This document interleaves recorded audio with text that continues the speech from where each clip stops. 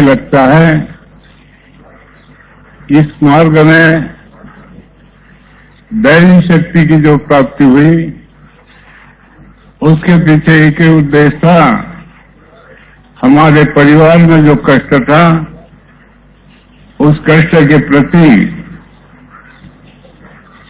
सारे दैवत मानने के बाद भी जब हमें शांति नहीं मिली, हमें ऐसा लगा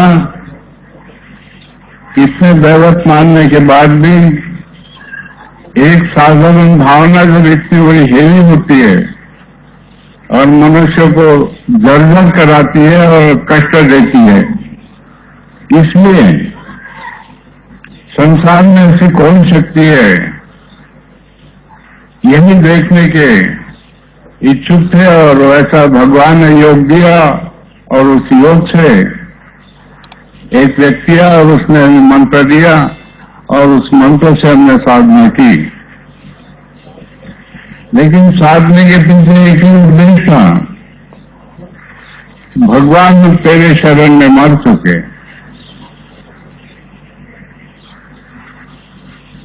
तो मर चुके, इसलिए हमें किसी प्रकार का भय नहीं लगा और हमारी साधना एक आसानी से सफल हुई।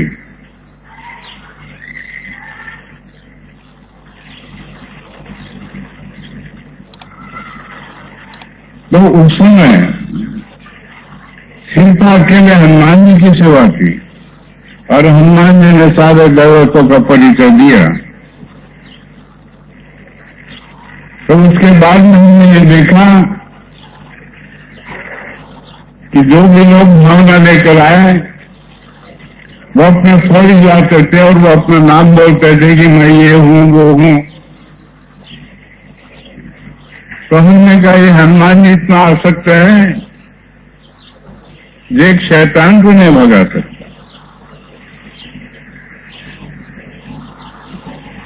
ये परेशानी हमारे सामने जब आई तो हमने इसके लिए बहुत बड़ा त्याग किए। एक बाई ने खुद का मांस खा गई, भावना के वश में जाकर खुद का मांस खा गई, वो खड़ोस के खा गई। हमने ये इतनी बड़ी शक्तिशाली भावना है और एक हनुमान जी है, तब इस बच्चे के कष्ट दूर नहीं कर पाते। हमें बहुत पश्चाताप हुआ और हमने उस बाई से ये सबक सीखा, 42 दिन मन बनाने के बाद भी उस 43 दिन जब बाई घर आई सवेरे,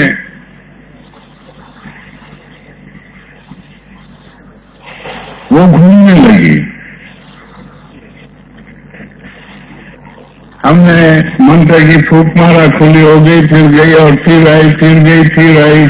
तो सुबह 6 बजे लेकर तो शाम के 6 बजे तक बाई आते रही और हमने फूंक मारते जाना, भोजन नहीं, नहाना नहीं, कुछ नहीं। अब ये भी कष्ट बढ़ गया। तो कितना ये कष्टमय जीवन है, इतना सादा जीवन नहीं है। यह कृपा एक बहुत कष्ट से पाई मैंने। हमारे पीछे के लोग जो चले गए, उन्होंने किसी प्रकार की भावना तैयार की, भय तैयार किया और वो हमसे बिछड़ गए। नहीं तो इतनी जल्दी जाने वाली नहीं थी वो, और सिर्फ मैं आगे जाने वाला था। लेकिन कुछ सेवकों ने विनती किया, जब मेरे ऊपर समय आया तो मैंने सेवकों से विनती किया कि देखो अब मैं जी नहीं सकता। मैंने मेरा ओपिनियन दे दिया कि मैं नहीं जी सकता। तो कुछ सेवकों ने भगवान से विनती की, तो बाबा से कहा कि बाबा हमें बैठक लेना है, और उस बैठक में हम भगवान से विनती करेंगे कि नहीं, बाबा की हमें जरूरत है, बाबा को भी हम छोड़ नहीं सकते। कुछ बच्चे बाबा का हमें साथ मिले, वो सिर्फ अकेला का सवाल किया, यदि दोनों का सवाल करते तो दोनों हम खड़े रहते। सवाल व्यक्तिगत हुआ, क्यों जी? और यह मार्ग परिवार के लिए है, परिवार सहित है, व्यक्तिगत मार्ग नहीं। अब तुम्हारा जो क्वेश्चन था व्यक्तिगत था, अब व्यक्ति अच्छा हो गया और शक्ति पीछे की चलेगी नहीं। ठीक है, जो भी हुआ हमें तो आनंद मान लेना है, क्योंकि हमें मालूम है हम दो व्यक्ति घर में हैं। एक दिन चाहे उस पर समस्या है अकेलेपन की, या हम पे समस्या है अकेलेपन की। तो जब हमने बच्चे को भेजा तभी हमने अपना निर्णय ले चुका था कि एक दिन तो समय शाम पर आएगा जो हम अकेले रहेंगे या पीछे के लोग अकेले रहेंगे।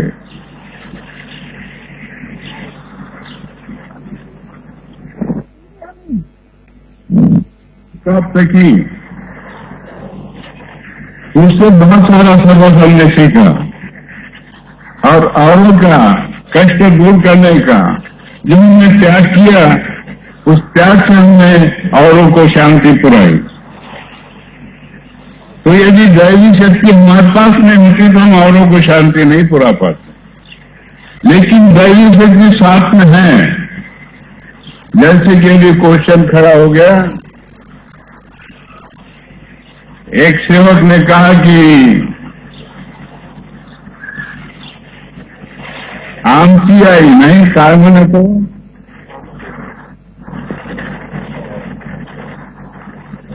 तर आमची आई इथं आहे। हा क्वेश्चन बरोबर नाही वाटला मला, कारण की ही वस्तू मी पाहत नाही। जी दैवी शक्ती आहे ती अदृश्य आहे, ती कोणाला दिसणार नाही आणि कधी पाहणार नाही,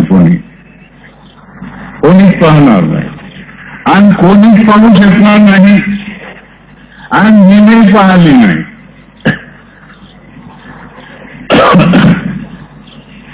माझा एक आत्मविश्वास, आत्मबल दैवी शक्तीच्या गुणावरून माझ्यामध्ये हे तयार झालं, आत्मशक्ती बल। दैवी शक्तीची प्राप्ती केली, त्याचे गुण पाहिले आणि गुणावरून माझं आत्मशक्तीबल वाढलं आणि तोच बळ अनेकाच्या उपयोगी पडलं, अनेकाच्या कामी पडलं। मी कोणालाच देव दाखवू शकलो नाही। भाऊ दाखवलं का? हा देव आहे, मी देव नाही दाखवला, पण देवाचे लक्षण मला माहित होते आणि आमची माणसाचे लक्षण मला माहित होते की आम्ही पहिले जुने लोक, आम्ही भावनेचे आहारी होतो, आमच्या मागं भूत पलित होते, त्याच्या मागं काही नाही तर आम्ही वाटेल तेवढा पैसा बर्बाद केला, हे सगळं आम्हाला माहित होतं। तर आपला आम्ही सर्वांना ओळखलं की सगळे असेच आहेत, बेटे फसले नाही, सगळे असेच फसले आहेत। तर आपल्याला भगवंतांनी जन्माला टाकलं, फासाच टाकलं त्यांनी। मी तो असं गृहीत धरतो की ज्या दिवशी या धरतीला जन्म झाला त्या दिवशी आम्ही फाशात पडलो। आता फाशात पडलो, दैवी शक्ती पाहतो तेव्हा आम्हाला वाटते की आम्ही फाशात पडलो, जरी दैवी शक्ती मदत करते पण आम्ही फाशात आहोत। जोपर्यंत आमचं मुक्ती आणि दैवी शक्तीत विलीन होत नाही तोपर्यंत आमची खरी मुक्ती नाही।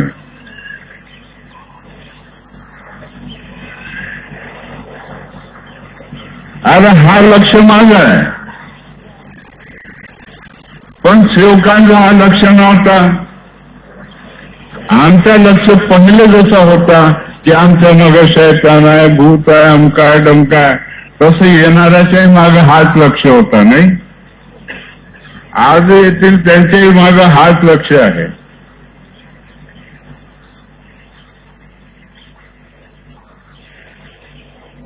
तर माझं आज एक परमेश्वर कार्य उद्या आहे आज सर्व एकत्र आपण जमलो आणि या ठिकाणी बाबाला विनंती केली आणि बाबांनी मार्गदर्शन करण्यास सुरुवात केली. पण हा लक्ष विसरून नाही मार्गाच्या सेवकांनी. मी हिंदी बोलता बोलता मराठीवर आलो नाही, तो हा मुद्दा निघाला म्हणून मराठीवर आलो का. आता हिंदीमध्ये करू का? हा,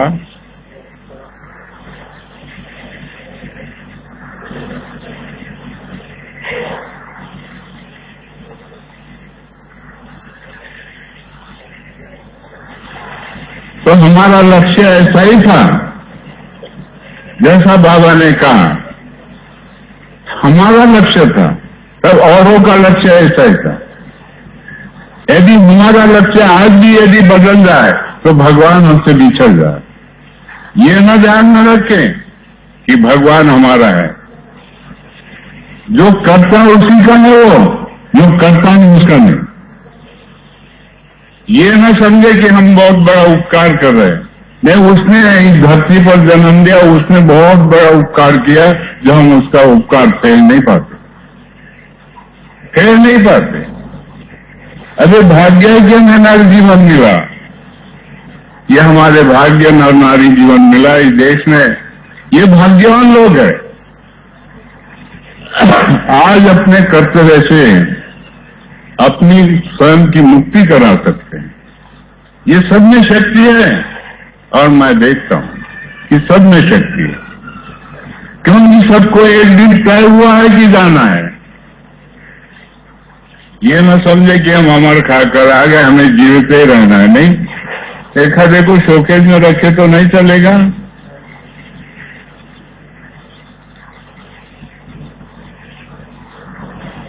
तो इस जीवन की घड़ी ऐसी है कि अंत समय तक संघर्ष का जीवन है. कब क्या होगा मुझे नहीं मालूम, लेकिन हमारा लक्ष्य है वो कम न हो या दैवी शक्ति के प्रति जो श्रद्धा है और जो हमारा ईमान है वो हमसे कम न हो. यदि ईमान गया सब गए. तो यदि ईमान गया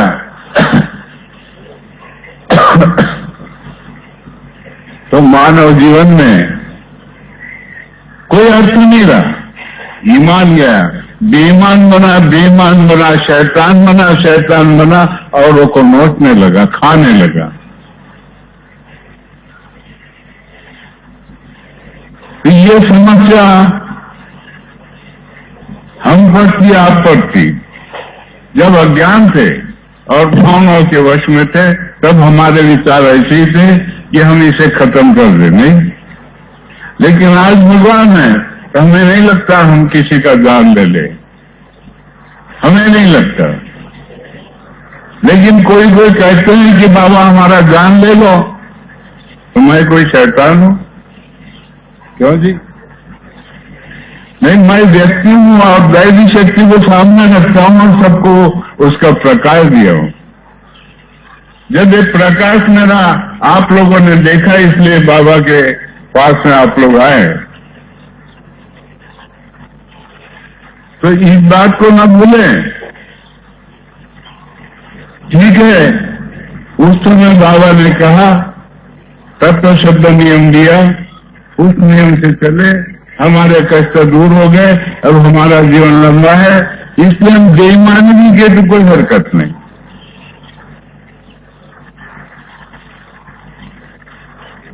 लेकिन मुझे क्यों नहीं लगा कि बेईमानी करनी चाहिए? मुझे भी लगना चाहिए था. मुझे क्यों नहीं लगा कि मैंने बेईमानी करना चाहिए? इसलिए नहीं लगा कि दैवी शक्ति सत्य है और यदि मैं बेईमान हूं तो दैवी शक्ति इतनी प्राप्त किया, ये व्यर्थ चले जाएगी और मैं अधोगति चले जाऊंगा. मेरे आत्मा को गति नहीं मिलेगी, ये मुझे मालूम. तो दैवी शक्ति प्राप्त इसलिए किया कि मुझे गति मिले, इसलिए मैंने दैवी शक्ति की प्राप्ति की. और जो जिस ढंग से मैंने की उसी ढंग से सेवकों को मार्गदर्शन किया और उसका मोह बदला कुछ भी नहीं लिया। यदि जहां बैठे आप लोग यदि इसके लिए कोई दिया भी होगा तो बाहर में बोर्ड पर नाम देखो कि तुम्हारा नाम चमक गया नहीं, ऐसा हमें पता लगा है कि हम जाने के पहले किसी जैन धर्म वालों का यहां पर ब्याह था, शादी थी। उन्होंने बोर्ड देखा कि 1001 दान देने वाले और इतना शानदार भवन बना, ऐसे कौन बाबा त्यागी है? वो दिखते हैं कि ना दाढ़ी है ना जटा है, उन्हें लगा कि ऐसा साधारण व्यक्ति और इतना बड़ा कार्य कर सकता है। लेकिन बाबा ने ईमान जाहिर किया, उसका एक प्रतीक है। भगवान ने जो हमने ईमान जाहिर किया उसका प्रतीक है ये जो आप लोग बैठे।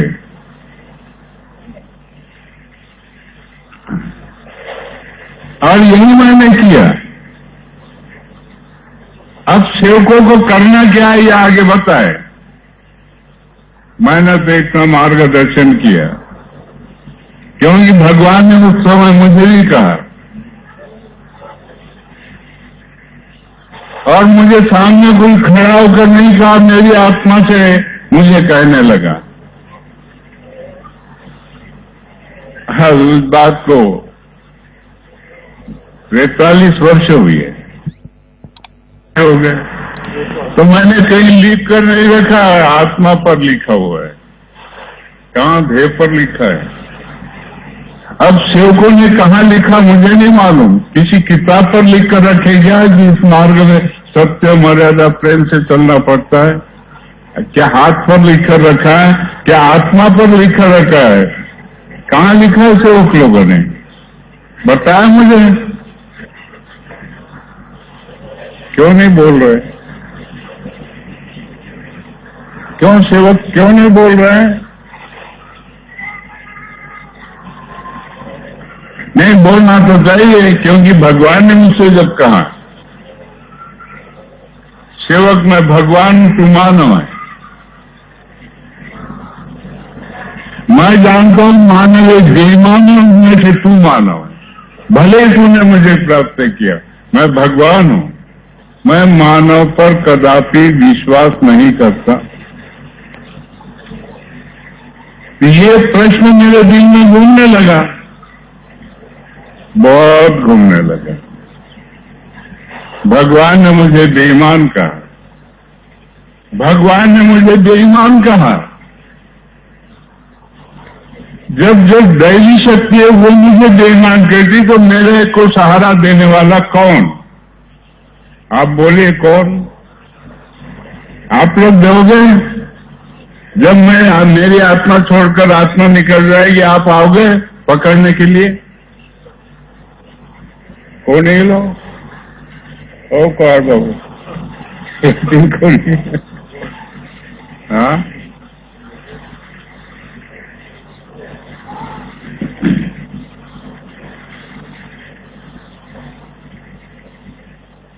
तो ठीक है। हम जब बाबा के दिल में यही बसा कि भगवान ने मुझे बेईमान कहा, अब बेईमान का उत्तर क्या ये तो मुझे ढूंढना पड़ेगा। अब ये मार्ग में तत्व शब्द में ये प्रश्न है, अब इसका उत्तर सेवकों ने दिया है और वो कहां तक दिया मुझे नहीं मालूम। एक हफ्ते के लिए दिया कि 2 महीने के लिए दिया कि 2 साल के लिए दिया कि 10 साल के लिए दिया कि 20 साल के लिए दिया कि जीवन के लिए दिया मुझे नहीं मालूम। वो तो हर आत्मा को मालूम है, हर मानव को मालूम है कि हमने वचन कहां तक दिया है।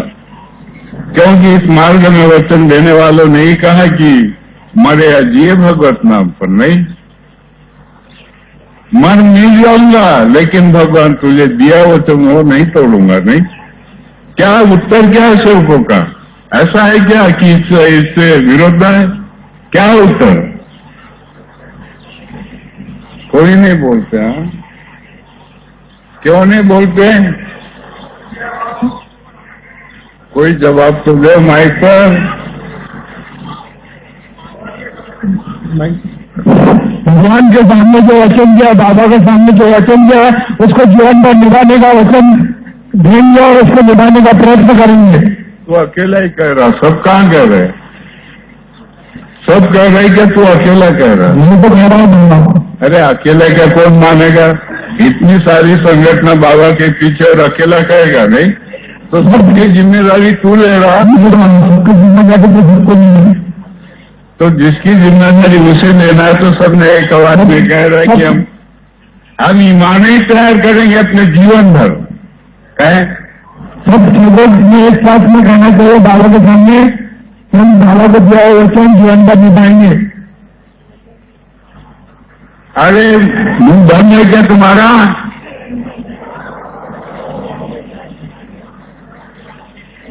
हसून राहिले हे मार्गात आहे का?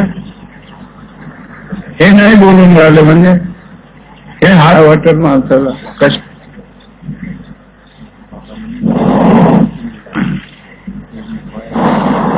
तर ठीक आहे, या मार्गात जे जे लोक आले त्या लोकांनी आपलं इमान जो भगवंताला दिला, वचन दिला आहे, त्याप्रमाणे जीवनात चालतील काय?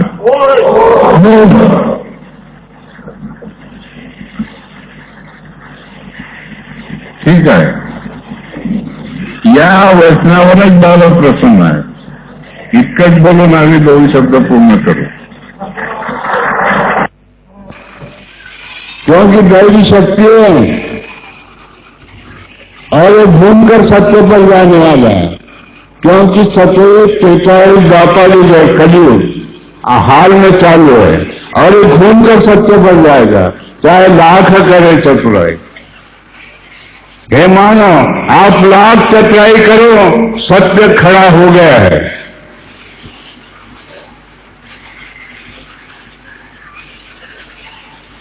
जैसे सतयुग में वामन अवतार हुआ और बड़ी राजा जब अहंकार में आ गया, वो मस्त हो गया, तब भगवान ने एक व्यक्ति तैयार किया, उसका नाम था वामन अवतार. और उन्होंने बड़ी राजा से कहा कि हे राजा, हमें 3 कदम जगह चाहिए. राजा कहते हैं क्या मांग रहा मुझे? मेरा इतना बड़ा राष्ट्र है और ये 3 कदम जगह मांग रहा है. बड़ी आश्चर्य की बात है, 3 कदम जगह मेरे लिए कुछ भी नहीं. अब उसे लगा मेरे लिए तो कुछ भी नहीं 3 कदम जगह, क्योंकि मैं राजा और इतना सारा राष्ट्र मेरा, तो मेरे लिए क्या कम है? 3 कदम जगह देना कोई कठिन बात नहीं. शब्द छोटा सा है, सत्य मर्यादा प्रेम. 3 ही कदम है. ये न समझो इस मार्ग के लोग कि ये कदम और कोई है. ये कदम वही सतयुग के हैं. जिस राजा बड़ी को अहंकार में आ गया, उन्मस्त हो गया, तो भगवान को लगा कि ये तो उन्मस्त हो गया, अब इसे नीचे दबाना चाहिए.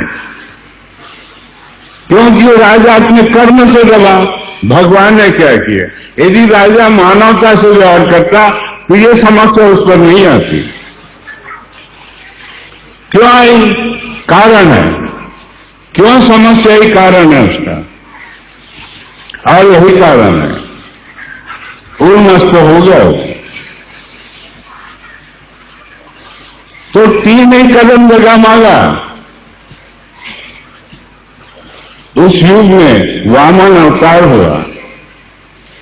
भगवान ने वामन एक व्यक्ति तैयार किया और भगवान उसके साथ में था और उसने पूरा धैर्य लिया. तो ठीक है, वामन इतने बड़े पांव थे क्या वामन के, जो एक कदम में पूरी पृथ्वी ढक दिया. एक कदम रखा तो पूरी पृथ्वी ढक दिया, और दूसरा कदम रखा तो पूरा विश्व ढक दिया. अब कहता राजा, ये तो बताओ कि तीसरा कदम कहां रखो?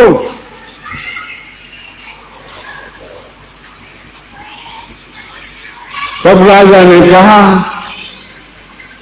मुझे मालूम नहीं था आपकी इतनी बड़ी शक्ति है, मैंने समझा आपकी कोई छोटी सी शक्ति होगी, और मेरा इतना बड़ा राष्ट्र, मेरे को भी अहंकार था कि 3 कदम लगा कोई मैं जो बड़ी नहीं, लेकिन अब तो इतनी बड़ी हो गई, 3 कदम लगा, अब उसे तीसरी कदम रखने के लिए जगह ही नहीं रही। उस समय राजा ने कहा, बोले तीसरी कदम के लिए जगह नहीं है, अब रहा मेरा सर, अब आप तीसरी कदम मेरे सर पे रखो बोले, और जब सर पे रखा तो धरती फाड़ के पाताल में घुसा दिया। दैवी शक्ति की तुलना इस मार्ग में किसी ने कोई न करे। मेरी विनती है कि न करे, नहीं तो कठिन जीवन बिताओगे। मेरा कुछ नहीं होगा, मेरा जीवन तो हो गया, अब मुझे कुछ मांगना नहीं, भीख मांगना नहीं, लेकिन इस मार्ग में चलो, भगवान को छोड़ के न चले।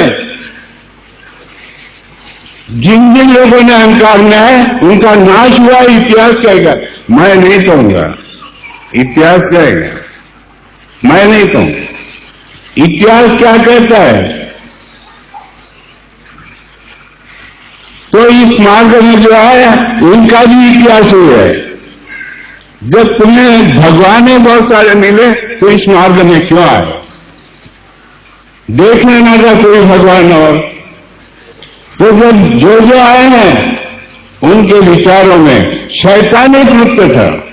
बाबा ने देखा है, जो भी आए नर नारी जो भी आए उनमें शैतानी कृत्य था और शैतानी वास करता था। हर आत्मा में शैतान वास करता था और उनसे जो समस्या आती थी वो उनसे सुलझ नहीं पाती, नहीं सुलझा पाते थे। अब बाबा ने दैवी शक्ति को प्राप्त किया। जब बाबा ने देखा कि भगवान को शुद्ध विचार चाहिए, अशुद्ध विचार नहीं, भगवान को शुद्ध विचार चाहिए और जो भी आते उनके अशुद्ध विचार। अभी इतना फर्क है, ये कैसे मिटेगा? बहुत बड़ा फर्क है, कहां आकाश और कहां धरती, इतना फर्क है। भलाई जीवित है नर नारी, भलाई जीवित है लेकिन अचेतन है, जिसे भगवान का परिचय नहीं, जिसे मालूम नहीं कि हमारी जवाबदारी क्या है, जिन्हें मालूम नहीं कि हम कौन से कर्म करें। इसलिए लोग कहते थे कि तुम्हारे पीछे शैतान लगा और शैतानी प्रवृत्ति तैयार हुई और शैतान को निकालने गए, शैतान नहीं निकले, खुद ही खो गए भगवान रूप में। जो शैतान निकालने हैं वो शैतान नहीं बने, वो भगवान रूप में विलीन हो गए, इसलिए शांति मिली। अब यदि भगवान को छोड़कर कोई बाहर जाना चाहे, जाए, मुझे कुछ ही कहना नहीं, एकदम जाए,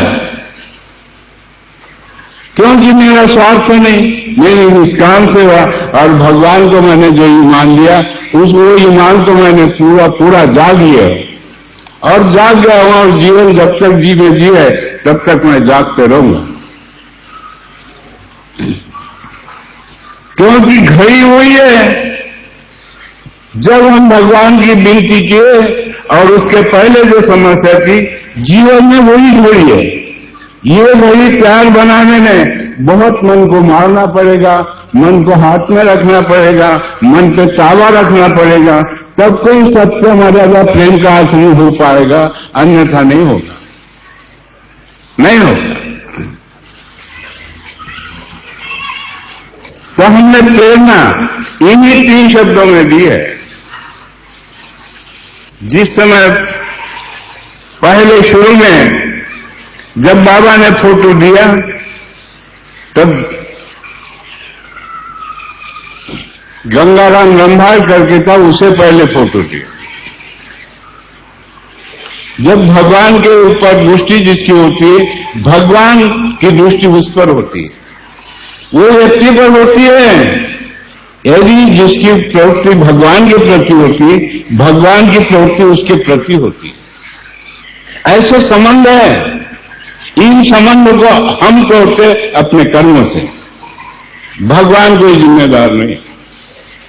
भगवान को दोष देना गलत है, किसी व्यक्ति को दोष देना गलत है, अपने कर्मों को दोष देना मात्र की बात है, चाहे कोई भी नर नारी हो। उस समय गंगाराम जी ने कहा, उनका सोनार गुरु जी था, एक सोनार था, वो गुरु था, उनको मंत्र दिया था और इनके आंख में शैतान आता तो वो नहीं निकलता था। ये देवी की भक्ति करते थे, बांग्लादेश में देवी है, वहां जाकर पैटिया या रात के 2 बजे जाकर भक्ति करते। पहला सेवक इस मार्ग का, उसने कहा मुझसे, भाई गुरु जी है, देखो बैठे छप्पर में, लेकिन मेरे मन में जो शैतान वो निकलता ही नहीं, तो संसार में भगवान नहीं है।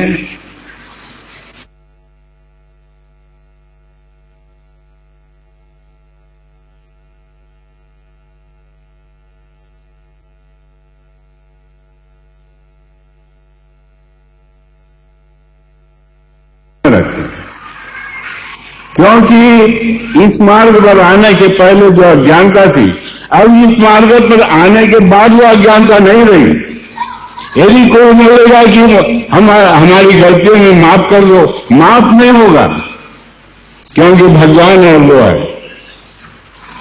मैंने मेरे नाम की जोत नहीं जलवाई, किसी सेवक से मेरे नाम की जोत नहीं जलवाई, किसी सेवक से मेरे नाम की जोत जलाओ, ये नहीं कहा मैंने भगवान के नाम की जोत जलाने के लिए कहा। और उन्होंने बाबा के शब्द पर अमल किया और भगवान ने उन्हें शांति दिया।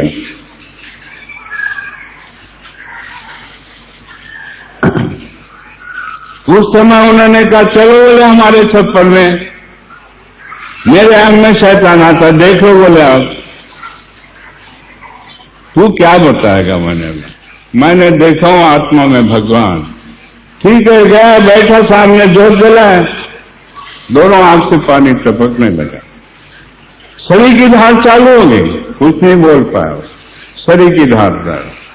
अब भगवान को लगा यही सेवक है जो भगवान को शांति दे सकता है, यही सेवक है।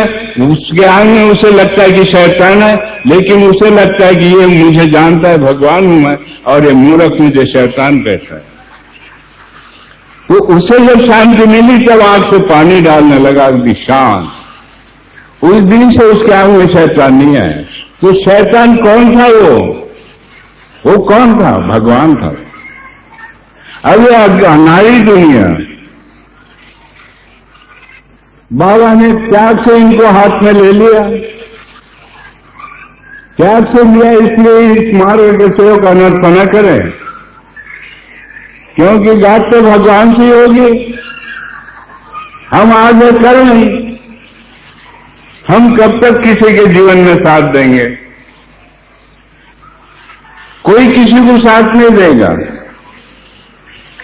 आखिर केवल से ही भगवान ही तुम्हें साथ देगा। यदि भगवान को छोड़कर जाओगे तो कहीं ठिकान नहीं मिलेगा, कहीं नहीं मिलेगा ठिकान, क्योंकि उसका उदाहरण है हमारे पूर्वज थे, वो यादव महाराज के शिष्य थे।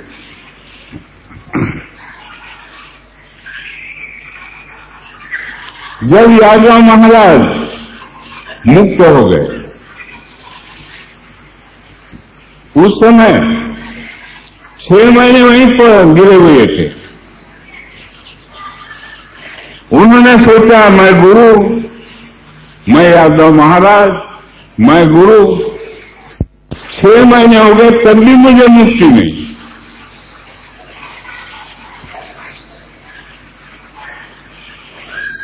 दिनकर समाज में कृष्ण का अवतार हुआ कोलबा जी महाराज, ये लोग कहते हैं। अब जब मुक्ति मिली नहीं तो कृष्ण जी कहां गए? अरे पाया और खोया। हे मानव, तूने पाया और खोया, इसलिए तू जिम्मेदार है और कोई नहीं। कौन जिम्मेदार? पाने वाला ही खोएगा और खोने वाला पाएगा और पाने वाला खोएगा। कहीं कहीं तो भी रोलिंग घूमते रहेगा, नहीं घूमते रहेगा, चक्र घूमते ही रहेगा। तो ठीक है, मेरा डिसीजन है, मेरा निर्णय है कि मैं जीवन में भगवान नहीं छोड़ूंगी, चाहे मर मिट जाऊंगा। ये मेरा डिसीजन है। और भगवान जहां जहां तू दिखेगा वहां मैं प्रेम नहीं करूंगा, मैं बेईमानी नहीं करूंगा। क्योंकि मुझे ये बहुत बड़ा भाग्य कि जीवन मिला। अब मुझे मुक्ति चाहिए, मुझे दर्द ठोकर खानी नहीं या लख 84 भोगना नहीं। क्योंकि लख 84 भोग है, चाहे वो संत हो या महंत हो। जहां मोह माया अहंकार है वहां भोग है। और बाबा त्यागी, इसलिए भोग नहीं है, इसलिए मुक्ति है। बाबा त्यागी है, भोगी नहीं। इसलिए जो मुक्ति है वो भोगने के अधिकारी है, जहां मुक्ति है वो भोगने के बाबा अधिकारी है। वो धन को भोगने के अधिकारी नहीं, धन नहीं भोगता। मैं क्या भोगने आया हूं? मैं भगवान के पास मुक्ति मांगने आया हूं। इसलिए भगवान की हर आत्मा में सेवा करता हूं और भगवान को प्रसन्न रखता हूं कि भगवान मुझे मुक्त कर, एक समय तो जाना है, एक समय मुझे छोड़ना है, मुझे मुक्त कर। यदि तूने अपने पास नहीं अपनाया तो मैं कहां कहां घूमते रहूंगा, लख 84 घूमने के बाद भी कर्म भोग में आकर गिर जाऊंगा। लेकिन आज तो मुझे लगता है, आज ये लगता है मुझे, भगवान में हम विलीन हो गए। मुक्ति के बाद भगवान में विलीन हो गए। जैसे हमारे पीछे के लोग भगवान में विलीन हो गए, वैसे हम भी भगवान में विलीन हो जाएंगे, मुक्त हो जाएंगे। हम यादव महाराज जैसे पढ़े थे वैसे नहीं पढ़े रहेंगे। जानते समाज के लोग यादव महाराज को जानते, क्योंकि हमने देखा है उन्हें।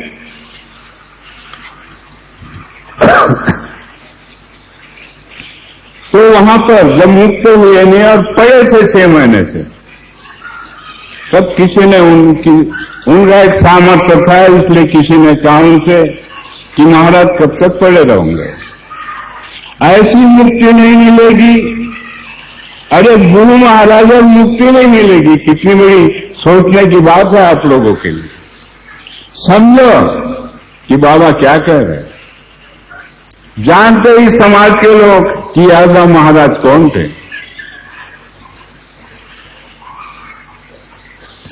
और उनकी किस्सा ऐसी है, उन्हें किसी ने बताया कि महाराज आप ऐसे पड़े 6 महीने हो गए, आपको ऐसी मुक्ति नहीं मिलेगी, तो मुझे क्या करना होगा।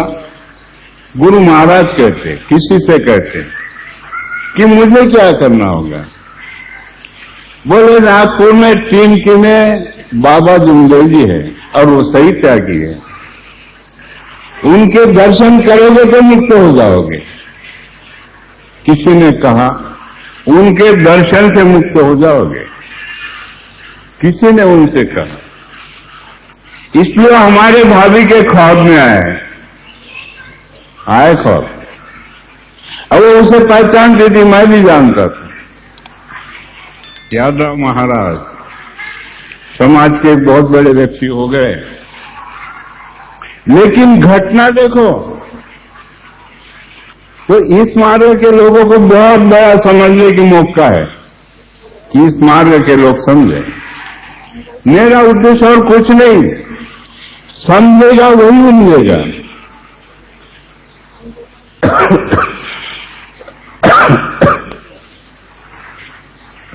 नहीं तो व्यर्थ जीवन जाएगा, कोई अर्थ नहीं लगेगा, जैसे यादव महाराज को अर्थ नहीं लगा।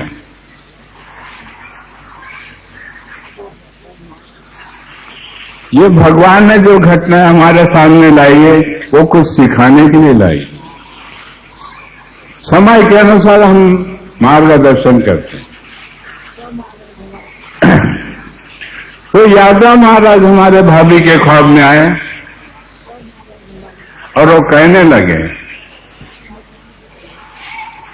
अब हमारी भाभी उन्हें जानती थी, भाई गुरु महाराज आए, 5 धोने के लिए पानी दिया ख्वाब में और बिछायत किए, जहां उनको बिछाया, आओ आओ बैठो। उन्होंने कहा कि मैं बैठने के लिए नहीं आया। तो कैसे आए? किसी ने मुझे भेजा है कि टीम में बाबा जुमड़े जी है, वहां जाओ, आपको मुक्ति मिल जाएगी।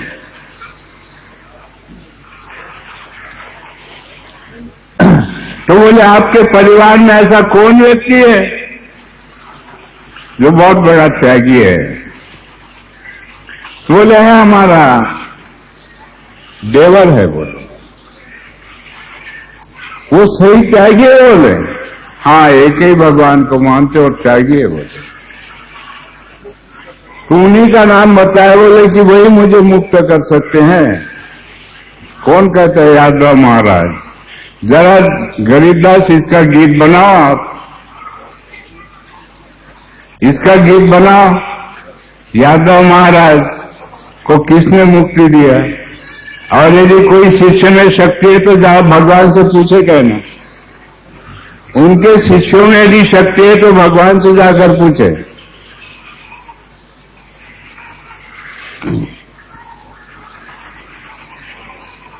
तो हमारा उद्देश्य है, इस मार्ग के लोगों को हम जगाएं। एक ही उद्देश्य है मेरा, बार बार जगाऊंगा जब तक जीने जीवे, कोई जागे या न जागे। मेरा तो कुछ नहीं जाएगा, ठीक है, मेरे शब्द खाली जाएंगे तो भगवान उसे भर के निकाल देगा। शब्द भी खाली नहीं जाएंगे, उसका फॉल्ट कहीं न कहीं उमटेगा। इतनी सादी बात में त्यागी व्यक्ति के शब्द खाली जाना, खाली जाना।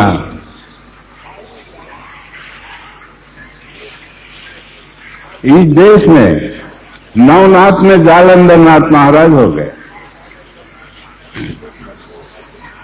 उनके सर के ऊपर से मोड़ी चलती थी। इतिहास कहता, मुझे मालूम नहीं, मैंने देखा नहीं।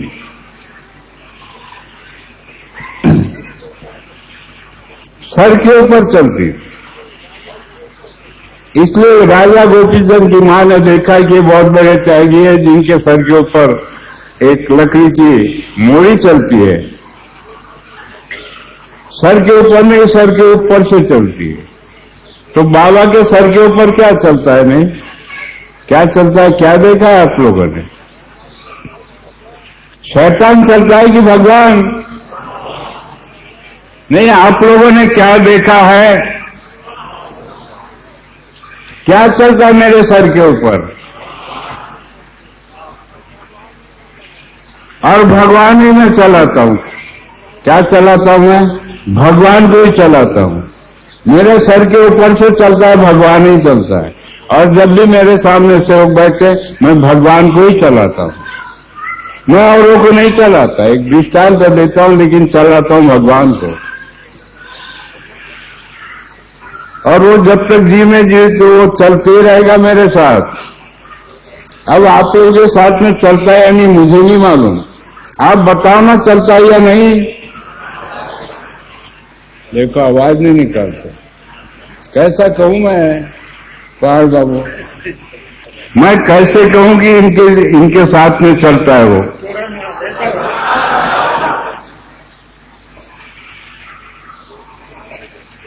बड़ी अच्छी बात है जब ग्वाही देते हो मुझे कि हमारे साथ भगवान चलता है, तो बड़ी अच्छी बात है, आपके भाग्य की बात है।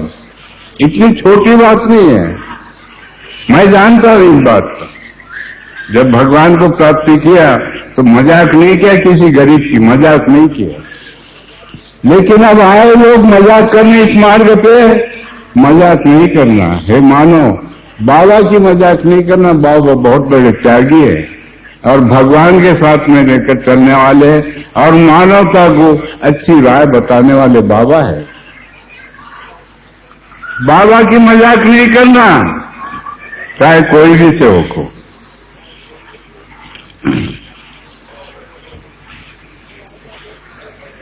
तो राजा गोपीचंद की मां ने कहा, एक चपरासी से कि उस महात्मा को बुला कर लाओ।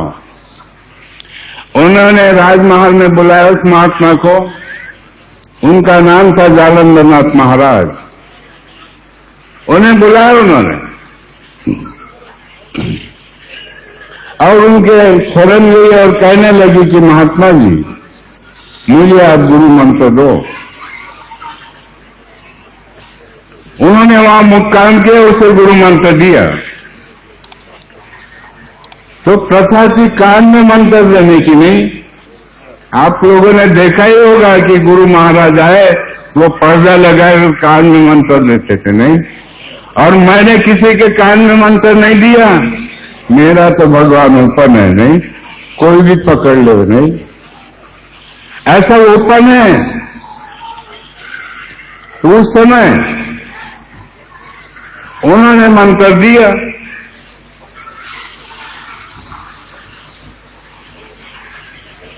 अब उनकी बहुत सारी राजा गोपीचंद की पत्नियां थी, बहुत सारी थी। इतिहास कहता मैं देखा नहीं,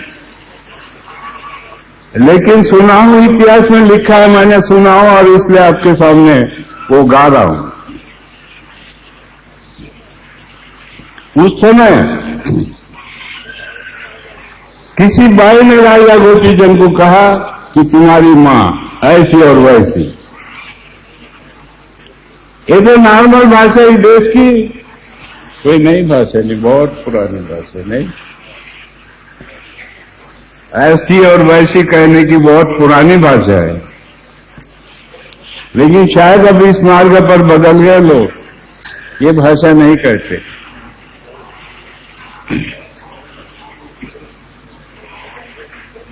तो राजा गोपीचंद को पावर चढ़ गया कि मेरी मां ऐसी और वैसी। कौन है वो गुरुजी? अब वो तपस्वी बैठे, ध्यानस्थ बैठे, डाल दिया कुएं में। लेकिन इतिहास कहेगा, नवनाथ का इतिहास में आपको दिखेगा। तो उन्होंने उन्हें नींद में डाल दिया। अब इधर उनका कानिपचंद एक शिष्य था और उस समय मच्छिंद्रनाथ थे, यानी एक जोड़ी के दो थे, एक जालंधरनाथ और एक मच्छिंद्रनाथ, और उनके शिष्य कानिपनाथ और गोरखनाथ। ये दोनों के दो शिष्य थे। ये चलते चलते रास्ते में दोनों की गाड़ गिरी। जब दोनों की गाड़ गिरी, एक दूसरे से प्रश्न उत्तर करने लगे। ये तोड़ रहा उसकी शक्ति और वो तोड़ रहा इसकी शक्ति।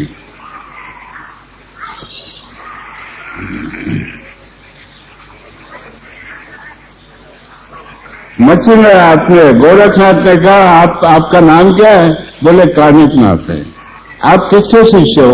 मैं जालंधरनाथ महाराज का शिष्य।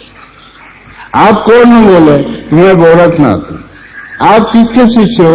मैं मच्छिंद्रनाथ का हूं। बोले मेरे गुरु जी मच्छिंद्रनाथ है। अरे वो गुरु बोले तेरा श्री राज्य में पड़ा है।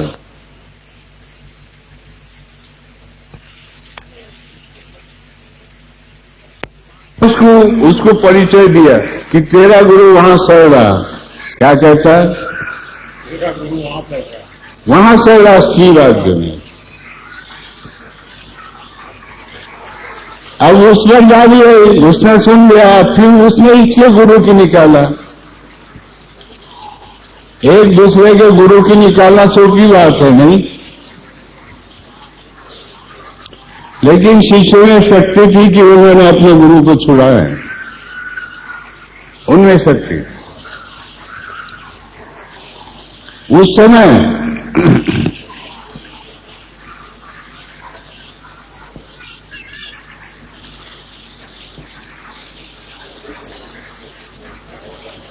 बोले झाड़ को आम लगे है, ये नीचे उतार दे। बोले कानिपनाथ कहता गोरखनाथ को, ये नीचे उतार दे। उसने अंगारा मारा, नीचे उतर गया। इस मार्ग में तो अंगारा मारते, शैतान को उतार देते नहीं।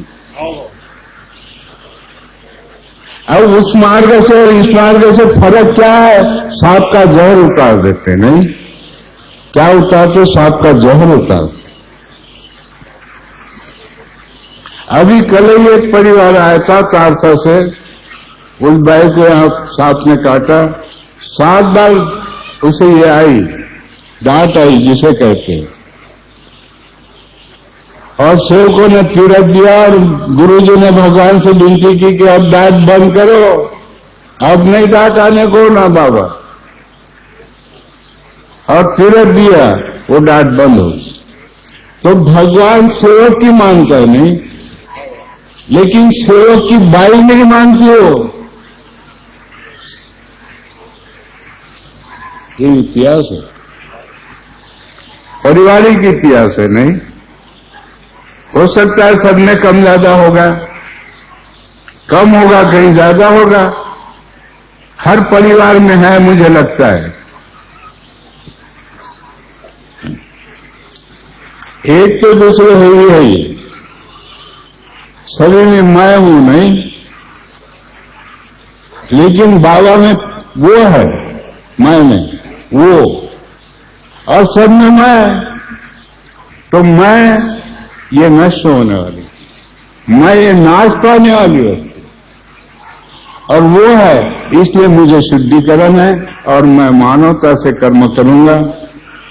ये विचार है, तो ऐसी वैचारिक क्रांति इस मार्ग पे है।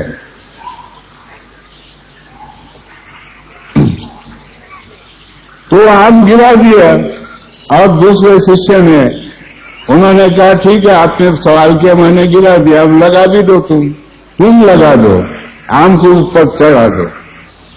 इसने लिया, फूंक मारा, आम को लगा दिया, जहां के वहां लग गए। तो इस मार्ग की संस्कृति ऐसी है, नवनाथ से कोई कम नहीं है। ये न समझे इस मार्ग के लोग कि नवनाथ से कम है। अरे सन्यासी थे, हम तो गृहस्थी है, ये बहुत बड़ा फर्क है। वो सन्यासी थे, हम गृहस्थी है, लेकिन ये भी कोई कम नहीं है। यो तो शैतान को उतार देता है नहीं, यो तो सांप का जहर उतार दे, ये कोई कम है क्या? तो समझे इस मार्ग के लोग।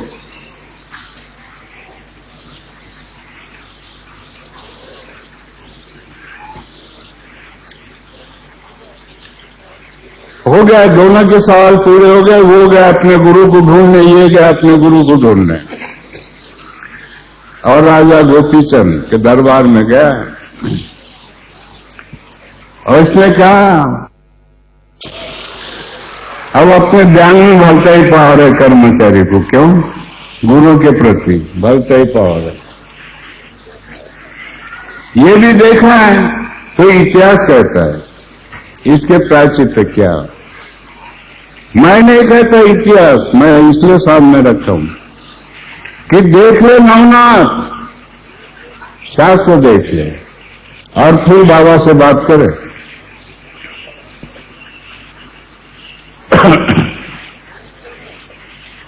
तो उस समय राजा गोपीचंद की मां आई और वो कहती, गुरु भाई ऐसा मत करो, मेरा एक ही एक बच्चा, ऐसा मत करो, कुछ मार्ग निकालो।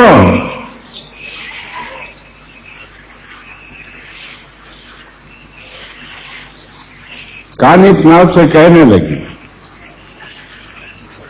नहीं बोले, आपके गुरु मेरे भी गुरु है। बोले, मैंने उनका मंत्र स्वीकारा हूं, किसी कारण उन्हें लीड में डाल दिया होगा, लेकिन मेरा एक ही एक बच्चा है, उसे संभाल लो। बोले आप, और इसकी भी छुटका करो, उसकी भी छुटका करो।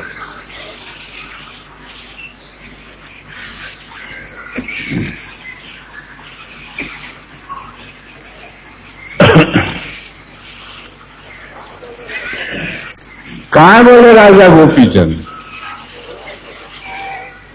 बुलाओ बोले उसे।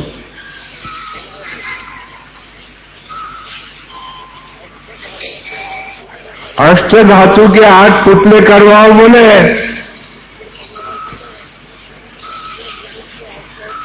मेरे गुरु की अंतकरण से आवाज निकलेगी, जल के भस्म हो जाएगा वो।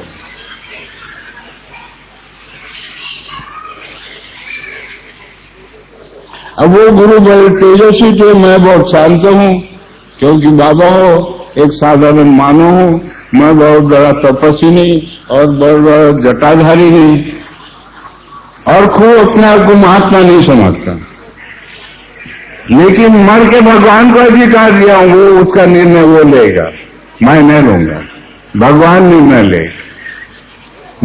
न्याय का लेखा जोखा भगवान ही रखता है, तुम मूर्ख नहीं रख सकते। और बाबा ने भगवान को देखा, इसलिए लेखा जोखा बाबा के पास है। अज्ञानता मत बढ़ाओ और मानवता को जगाओ। बाबा का आह्वान है,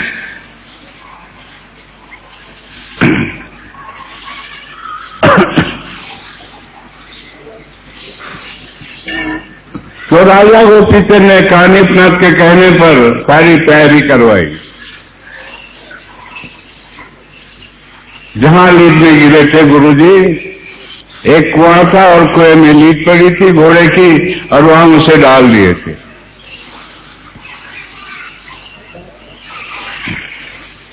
जैसा बाबा का आदेश, वैसा उस समय उन जालंधर महाराज का आदेश रहता था, और शिष्य आदेश मानता था और गुरु आदेश देता था।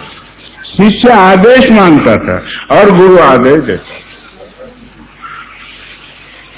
ये घड़ामुड़ी थी उस समय, ऐसा ही होता था। और इस मार्ग में भी आदेश क्या है? वेळोवेळी बाबाच्या आदेशाचं पालन करू, हे कोणी म्हटलं आहे हो? आठवते तुम्हाला?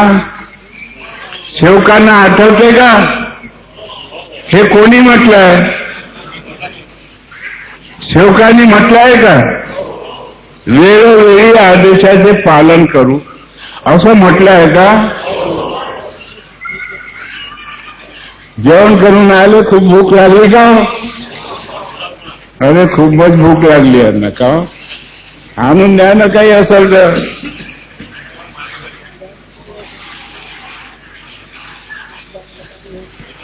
आम्हाला इतकं जोरानं ओरडावं लागतं, हे ओरडतच नाही बेटे, यांना कशी भूक लागली माहित नाही का? का नीलकंठ का हसून आले?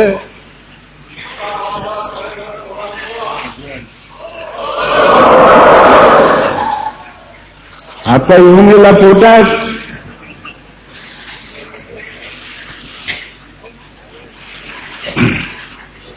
त्यावेळेस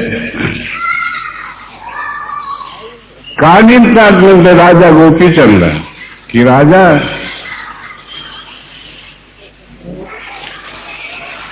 पुतले बनकर तैयार हो गए और तुम एक एक पुतले के पीछे छूटना।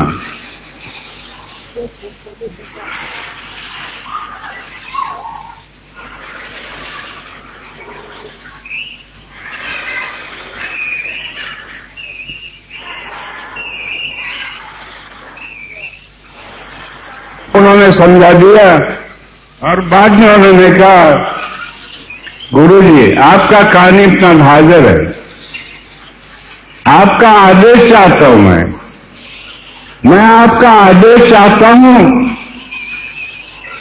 शिष्य कहते हैं, गुरुजी आपका आदेश। बोले कहां? बोले राजा गोपीचंद, जल के भस्म हो जाए। बोले एक पुतला खाल से जल गया, एक पुतला जल गया, खाल से जल गया।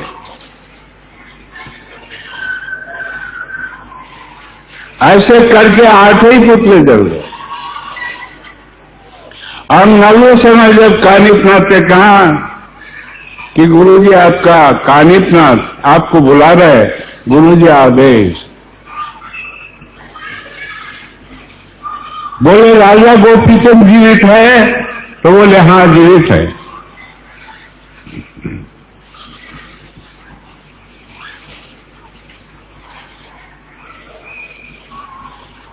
आप ऊपर आओ बोले तो ऊपर आए।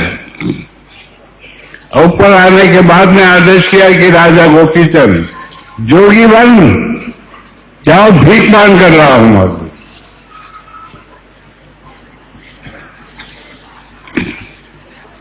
राजा होकर भिखारी बना,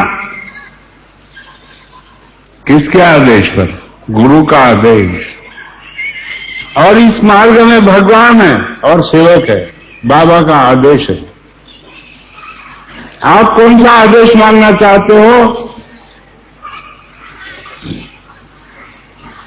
न जाने कैसे अज्ञान लोग कुछ भी कर बैठे, अज्ञान लोग है कुछ भी कर बैठे।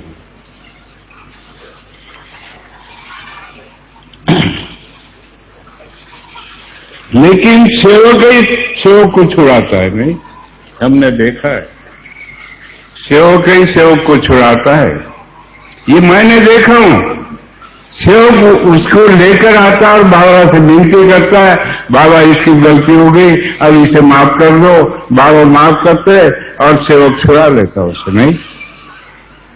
तो कितनी बड़ी दया होती है। जहां भगवान होता है वहां दया क्षमा शांति होती है। जहां दैवी शक्ति वहां दया क्षमा शांति है।